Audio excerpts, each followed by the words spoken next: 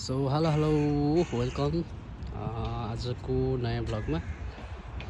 आज खासमा हिँडेको चाहिँ बुकारिस है। बुकारिस हिँड्दै गर्दाखेरि पाइता युनेरी जान लागेको बिचमा पाइता भिक्टोरी भन्ने ठाउँ आइपुग्यो र पाइता भिक्टोरीमा चाहिँ एउटा पार्क रहेछ। पार्क भन्ने बित्तिकै अब घुम्न त मन लागिहाल्यो, के कस्तो रहेछ त ठाउँ भनेर हैन। पाइता भिक्टोरी आइसक्दाखेरि यस्तो रहेछ, खाजासाजा खाइयो। अहिले चाहिँ हाम्रो रोमानियामा चाहिँ लगभग 1 मन्थको छुट्टी दिएको छ गर्मीको। त्यो भएको हुनाले रुममा बस्दा बस्दा वाक्क लागेर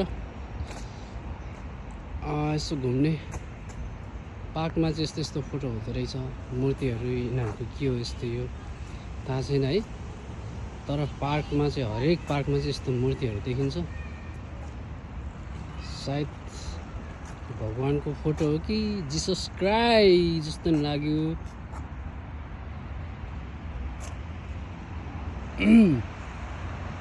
यस्तै छ जङ्गल जस्तो। अब यहाँ आएर टक्क खाजासाजा खायो, आराम गर्यो, सुत्यो अनि गयो।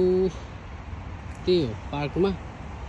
अनि मेन भनेको चाहिँ यहाँ चाहिँ वाइफाई एकदम डेन्जर फास्ट चल्छ। यहाँको वाइफाई फ्री छ। त्यही भएको हुनाले आज एकछिन यता आइयो, बसियो, खाजासाजा खाइयो। अब हामी घर जान्छौँ। उताबाट मेरो साथी वेटिङ गरिरहेछ, यता मास्तिर गइरहेको छ।